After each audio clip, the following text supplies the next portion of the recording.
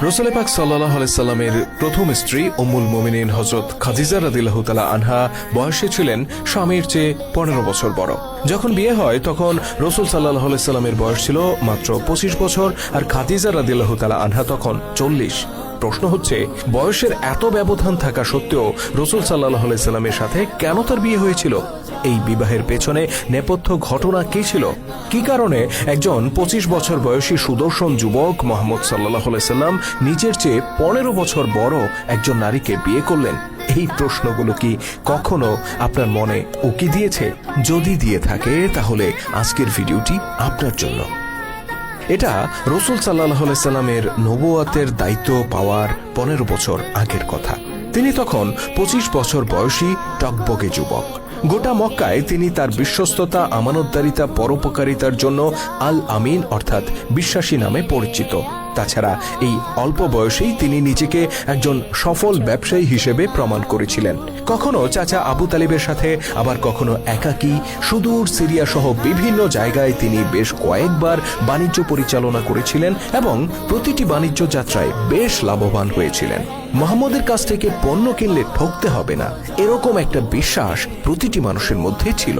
আর এই বিশ্বাসটাই ছিল তার ব্যবসায় সফল হওয়ার সবচেয়ে বড় কারণ। এবার আসি খাদিজা রাদিয়াল্লাহু তাআলা আনহার প্রসঙ্গে। খাদিজা ছিলেন মক্কার একজন ধনাঢ্য ব্যবসায়ী। তার ব্যাপারে বলা হয়ে থাকে যে মক্কা থেকে যখন কোনো বাণিজ্য কাফেলা বের হতো তখন সেই কাফেলায় সারা মক্কাবাসীর যে পরিমাণ মালামাল থাকতো, খাদিজা রাদিয়াল্লাহু তাআলা আনহুর একারই থাকতো তার সমপরিমাণ মালামাল। বুঝতেই পারছেন তিনি কতটা ধনী ছিলেন। কিন্তু এত ধন সম্পদ থাকা সত্ত্বেও খাদিজা রাদিয়াল্লাহু তাআলা আনহা ওই সময় ছিলেন স্বামীবিহীন। ইতিপূর্বে 2 বার তার বিয়ে হয়েছিল এবং 2 জন স্বামী অতি অল্প বয়সে মারা গিয়েছিলেন। এরপরেও আরো অনেক বিয়ের প্রস্তাব এসেছিল, কিন্তু খাদিজা রাদিয়াল্লাহু তাআলা আনহা সব প্রস্তাব ফিরিয়ে দেন। এদিকে সময় তো আর কারোর জন্য বসে থাকে না, ক্রমেই বয়স বাড়তে থাকে খাদিজা রাদিয়াল্লাহু তাআলা আনহার। বয়স যখন 40 ছুঁই তখন খাদিজা রাদিয়াল্লাহু তাআলা আনহা একবার ভাবলেন তিনি সিরিয়ায় একটি বাণিজ্য কাফেলা পাঠাবেন। সেই কাফেলার দায়িত্ব তিনি দিবেন খুব বিশ্বস্ত কোনো ব্যক্তির উপর। মক্কার অপরাপর বাসিন্দাদের মতো খাদিজাও জানতেন মক্কায় মুহাম্মদ ইবনে আব্দুল্লাহ নামে একজন বিশ্বস্ত যুবক বসবাস করেন। তিনি লোক মারফত মুহাম্মদ সাল্লাল্লাহু আলাইহি সাল্লামের কাছে এই বাণিজ্য পরিচালনার জন্য প্রস্তাব পাঠালেন। সেই প্রস্তাবে তিনি বললেন, আপনি যদি আমার বাণিজ্য কাফেলার দায়িত্ব নেন তাহলে আপনাকে অন্যদের তুলনায় আমি দ্বিগুণ পরিমাণ মুনাফা দেব। মুহাম্মদ সাল্লাল্লাহু আলাইহি সাল্লাম খুশি মনে এই দায়িত্ব গ্রহণ করেন। অতঃপর মুহাম্মদ সাল্লাল্লাহু আলাইহি সাল্লাম খাদিজার মালামাল নিয়ে মক্কা থেকে সিরিয়ায় গেলেন এবং সেগুলো সিরিয়ার বাজারে বিক্রি করলেন। অতঃপর সেই অর্থ দিয়ে তিনি সিরিয়ার বাজার থেকে কিছু মালামাল কিনলেন এবং সেগুলো আবার মক্কার বাজারে এনে বিক্রি করলেন। বাণিজ্য শেষে দেখা গেল খাদিজা রাদিয়াল্লাহু তাআলা আনহা যে টাকা বিনিয়োগ করেছিলেন লাভ হয়েছে তার প্রায় দ্বিগুণ। খাদিজা রাদিয়াল্লাহু তাআলা আনহার একজন ভৃত্য যার নাম ছিল মায়সারা, তিনি এই বাণিজ্য যাত্রায় মুহাম্মদ সাল্লাল্লাহু আলাইহি সাল্লামের সাথে গিয়েছিলেন। তিনি বাড়ি ফিরে খাদিজাকে এই সুসংবাদ দান করেন। একই সাথে মায়সারা বাণিজ্য যাত্রায় ঘটে যাওয়া 2টি ঘটনা উল্লেখ করেন, যা শুনে খাদিজা রাদিয়াল্লাহু তাআলা আনহা বিস্ময়ে হতবাক হয়ে পড়েন। প্রথম ঘটনাটি ঘটেছিল সিরিয়ায় যাওয়ার পথে। যাত্রাপথে মুহাম্মদ সাল্লাল্লাহু আলাইহি সাল্লাম ক্লান্ত হয়ে একটি গাছের নিচে বিশ্রাম নিচ্ছিলেন। ওই গাছটি ছিল একটা গির্জার খুব নিকটে। কিছুক্ষণ পর ওই গির্জা থেকে একজন পাদ্রী বের হয়ে আসেন এবং মায়সারাকে জিজ্ঞেস করেন, গাছের নিচে বিশ্রামরত যুবকটি কে?